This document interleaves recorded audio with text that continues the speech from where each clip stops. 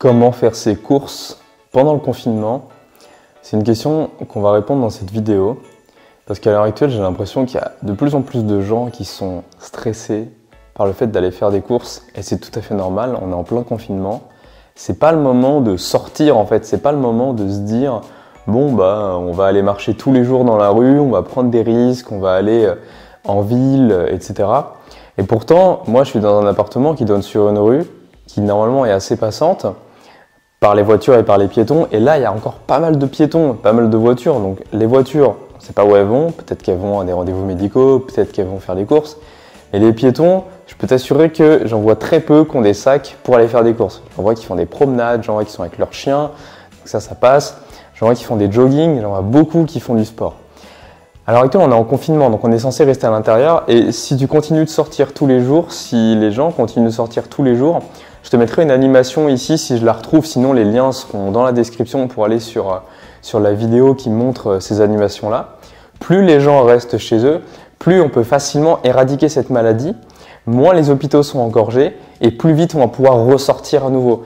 Alors je suis d'accord avec toutes les personnes qui ont envie de sortir, qui ont un besoin de sortir. Il y a des personnes c'est pour des raisons médicales, il y a des personnes c'est pour des raisons physiques, pour leur chien ou parce que du coup médical aussi parce que elles ont des problèmes de hanche par exemple, donc elles sont obligées de se déplacer, etc. Mais si tu peux rester à l'intérieur, si on peut tous rester à l'intérieur, autant le faire. Mais il y a un moment où on est obligé de sortir et c'est pour aller faire les courses. Alors comment faire les courses sereinement et comment faire des bonnes courses pendant le confinement? Comment être sûr de rien oublier pour ne pas avoir besoin d'y retourner plusieurs fois? Alors nous on a décidé d'y aller une fois toutes les 2 semaines. Ce qui fait que quand on y va, on fait des grosses courses. Donc c'est discutable, on pourrait y aller qu'une fois toutes les semaines et faire des plus petites courses. Du coup là on a des caddies qui sont énormes.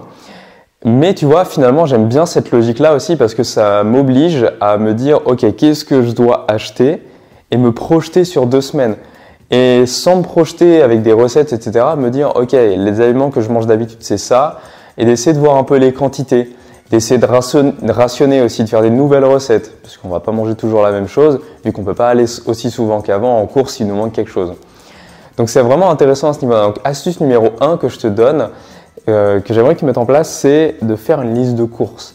Fais une liste de courses, t'ouvres tes placards, t'ouvres tous tes placards, tu te dis qu'est-ce qui me manque? Et tu essaies d'être original. Qu'est-ce qui me manque? Des pâtes? Ok. Qu'est-ce qui peut remplacer les pâtes? Et tu essaies de voir qu'est-ce qui pourrait remplacer les pâtes dans certains repas.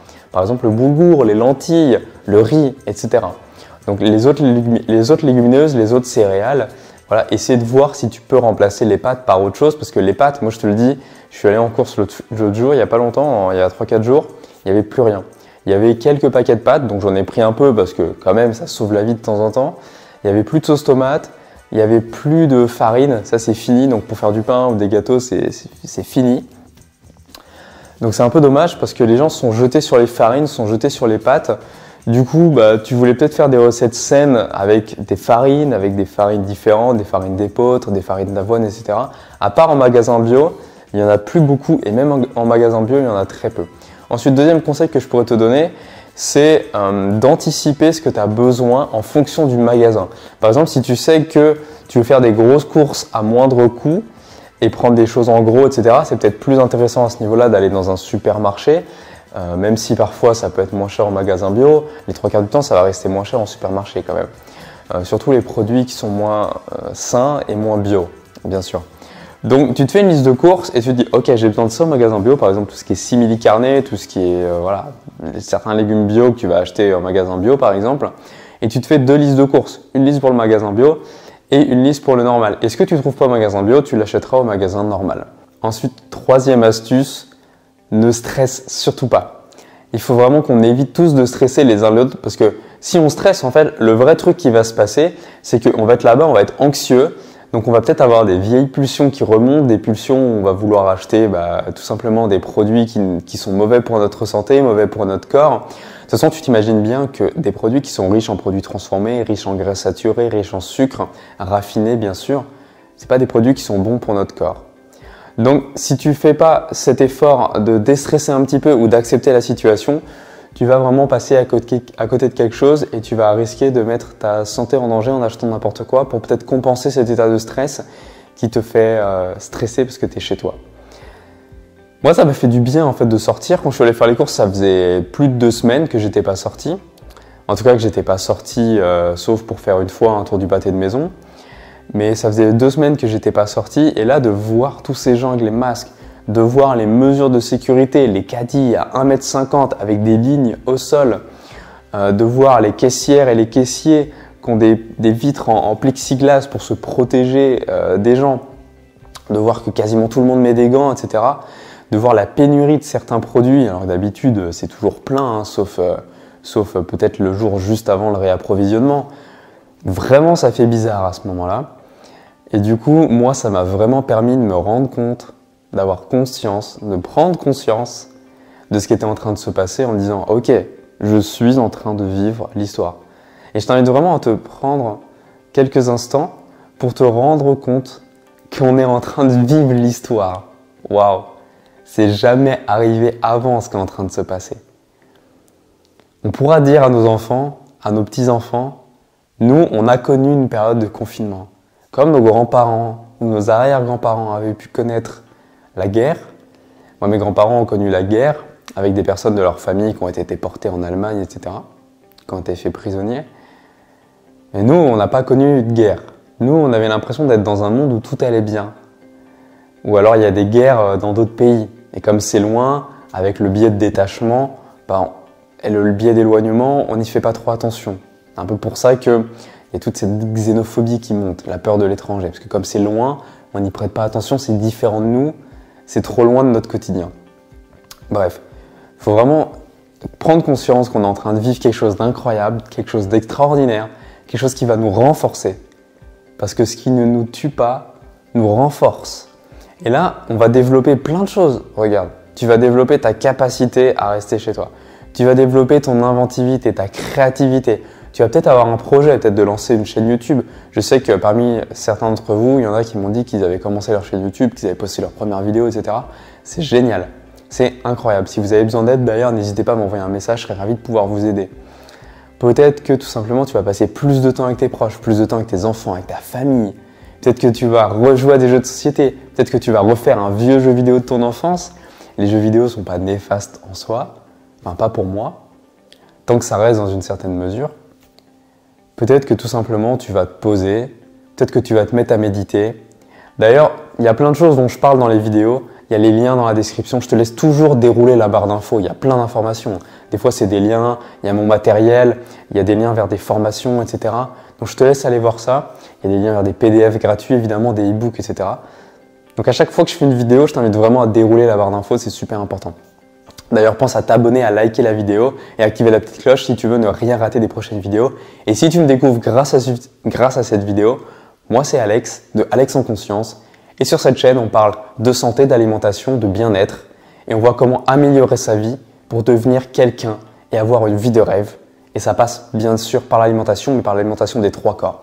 Le corps psychologique, le corps spirituel et le corps physique. Voilà, maintenant que c'est dit, je voudrais te donner encore une astuce pour aller faire tes courses. C'est de ne pas stresser si tu ne trouves pas ce que tu veux et d'être créatif. Je t'en ai déjà parlé un petit peu plus tôt, mais sois créatif. Si tu vois un produit qui manque, par exemple il manque des pâtes, prends autre chose. Si tu vois que la sauce tomate manque. Moi j'ai trouvé des tomates en conserve pelées et ça je sais que c'est pas forcément aussi bon que la sauce tomate, mais je sais que je vais pouvoir moi-même l'assaisonner.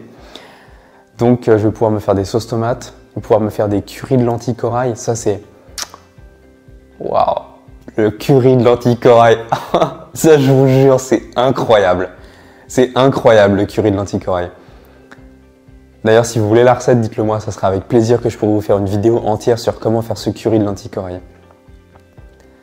Évidemment, les haricots rouges à la crème, enfin, tu as 2 recettes aussi dans la barre d'infos normalement.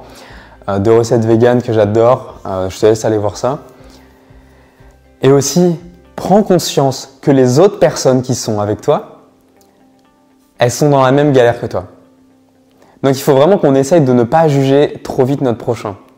Parce que le risque, c'est de se dire que les personnes qui sont là, elles sont chiantes. Moi, je te jure, j'ai vu des cas, notamment derrière moi, quand je faisais la caisse, déjà mon caddie était plein, j'avais le seum. Vraiment, j'avais le seum. J'ai jamais eu un caddie aussi plein, j'avais l'impression de dévaliser la boutique. Mais comme je suis dans l'optique de de faire pour 2 semaines de course, finalement, j'ai pas pris tant de choses que ça.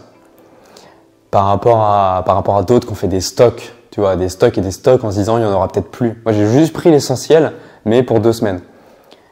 Déjà, je me sentais pas forcément bien d'avoir 2 sacs bien remplis dans mon caddie. La personne derrière moi, j'avais pas vu que c'était une personne de peut-être 60 ans. Elle arrêtait pas de râler, genre il y a du monde, ça va être long, etc. Donc énergie négative. Et puis de manière générale, si t'es pas encore sorti en course ou même si t'es déjà sorti, tu l'as peut-être remarqué, moi je l'ai vraiment ressenti. Quand on est dans cette atmosphère, moi j'étais à un grand carrefour, j'ai commencé à avoir un peu presque une crise d'angoisse à un moment donné. Je me sentais mal, alors que d'habitude je stresse pas, tu vois, d'habitude je me sens bien et tout, même quand je vais faire les courses, c'est un moment plaisant pour moi, j'aime bien faire les courses, acheter ce que j'ai envie d'acheter, ce que je veux pouvoir manger. Et là non, je commençais à me sentir mal, parce que finalement il y a toute cette énergie négative, ces vibrations négatives, des gens en fait, tout simplement des gens autour de nous, de la population, parce que moi je me rendais pas compte. Je suis enfermé chez moi dans mon appart, il fait beau, il y a le soleil, je vois dehors, j'ai des plantes, je fais à manger, je me sens bien, je travaille sur les vidéos, sur les programmes qui vont sortir, etc. Et là, dans ces énergies négatives, je me suis vraiment rendu compte de ce qui était en train de se passer. Et je me suis rendu compte de l'énergie négative que pouvaient dégager les gens parce qu'ils sont très stressés. Je t'invite vraiment à déstresser vis-à-vis de cette situation. Apprends à méditer, prends du temps pour toi. Essaye de ne pas passer trop de temps assis parce que tu vas venir contracter ton psoas. Essaye de détendre ton psoas. Il y a sûrement déjà des vidéos sur la chaîne YouTube, je te laisse aller voir ça.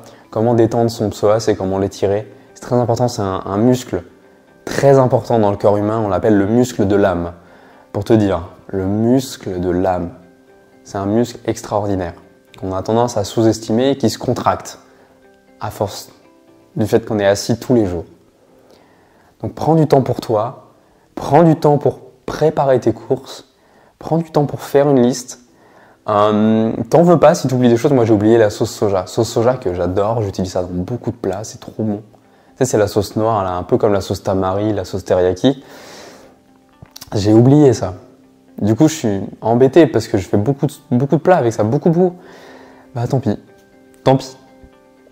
Ensuite, ce que je voudrais te dire aussi, ce que je voudrais te donner comme conseil, c'est comment faire quand tu rentres de course. Alors quand tu rentres de course, essaye déjà d'être préparé, d'avoir un petit pot de gel hydroalcoolique dans ta main, ou si pas, de tout de suite aller te laver les mains avec du savon et de l'eau pendant au moins 30 secondes à 1 minute, c'est important. Et si tu peux les avant-bras, déjà mets quelque chose à manche longue, si c'est possible. Quelque chose à manche longue, c'est très important. Mets un serre-tête si tu as les cheveux longs. Moi, c'est ce que j'ai fait, j'ai mis un serre-tête, comme ça je pouvais pas toucher à mes cheveux, j'avais pas la tentation de toucher à mon visage. Tu vas sûrement avoir des picotements sur ton visage aussi, ça c'est normal. Si tu fais des méditations de scan corporel ou si tu fais Vipassana, donc Vipassana pareil, j'en ai déjà parlé sur la chaîne YouTube, c'est une méditation de scan corporel mais que le Bouddha nous a transmis, que lui-même a découvert, tu te rends compte que tu as plein de sensations tout le temps. Et c'est pour ça qu'on touche notre visage 4000 fois ou 40 000 fois par jour. Enfin, c'est incroyable le nombre de fois qu'on touche notre visage. Et on a des sensations partout. C'est pour ça que des fois, tu te retrouves à te gratter comme ça, à changer 50 fois de posture. Simplement, c'est parce que ton subconscient et ton inconscient réagissent à des micro-sensations que toi-même, tu ne sens pas parce que tu n'es pas assez conscient, parce qu'on n'est pas assez conscient de toutes nos sensations. Et heureusement, finalement, parce qu'il y en a partout, tout le temps. Et du coup, là, tu vas te rendre compte encore plus, sachant que tu ne dois pas toucher ton visage, tu vas encore plus te rendre compte que tu as plein de picotements sur ton visage, tu vas avoir envie de te gratter et tout. Donc, résiste et tu verras qu'en fait, ces sensations vont disparaître d'elles-mêmes très vite. Très rapidement, tu vas plus avoir ces sensations, elles vont disparaître d'elles-mêmes. Donc, il y a ça. Ensuite, ne stresse pas. Et quand tu rentres, ce que tu fais, c'est que tout ce que tu dois mettre au frigo ou au congélateur, tu te prépares une grande bassine avec de l'eau. Ou alors tu prends une éponge, tu prends de l'eau, du savon, de l'eau et du liquide vaisselle et tu laves. Tu laves tout, tu rinces, tu mets à sécher. Sur ton égouttoir ou t'essuies, tu mets sur un torchon, à la fin t'essuies tout. Voilà. Et ce qui ne doit pas aller au frais, si tu as une pièce à côté dans laquelle tu peux ne pas aller, tu mets tout dedans pendant 3 jours. Ce qui doit aller au congélateur et au frais, tu le laves et tu le mets au frais. T'enlèves les emballages carton, c'est très important. Le plastique, tu le laves. Donc si tu as acheté des yaourts, des simili-carnets ou des choses emballées dans le plastique, tu les laves évidemment. Et le carton, tu le jettes. Tu le mets directement dans ta poubelle recyclable. Évidemment, parce qu'on reste sur la logique écologique quand même. Donc on continue de recycler nos déchets. Donc je pense que je t'ai donné plein d'astuces pour aller faire des courses sereinement. Je t'en ai donné au moins 6 ou 7. Donc j'espère que ça t'aura aidé, que ça t'aura donné envie d'aller faire les courses peut-être de manière plus sereine. Peut-être que ça t'aura aussi donné envie de ne pas sortir de chez toi, sauf si tu dois faire des courses ou des rendez-vous médicaux, etc. Si tu as envie d'aller plus loin, j'ai mis en ligne un programme pour mieux manger sans te ruiner, pour mieux manger tout en économisant de l'argent. Parce que le gros problème à l'heure actuelle, c'est qu'on a du mal à économiser notre argent et surtout pendant cette période de crise où beaucoup de gens, comme moi, on est au chômage économique, donc on ne gagne pas beaucoup d'argent. Eh ben, c'est important de savoir quoi acheter, comment acheter et où acheter pour faire le plus d'économies possible. Donc ce programme, il est dans les liens dans la description. Je te laisse aller voir ça. Évidemment, il y a des conditions spéciales parce qu'il vient d'être lancé, c'est un nouveau programme. Donc je te laisse aller voir ça, il y a un lien dans la description qui t'emmène vers la page de vente avec un résumé du programme, un résumé de tout ce que tu vas trouver dans l'information. Donc je te laisse vraiment aller voir ça si ça t'intéresse. Jeune pouce, je te laisse là, je te dis à la prochaine. Surtout, passe à l'action et mange et vis en conscience.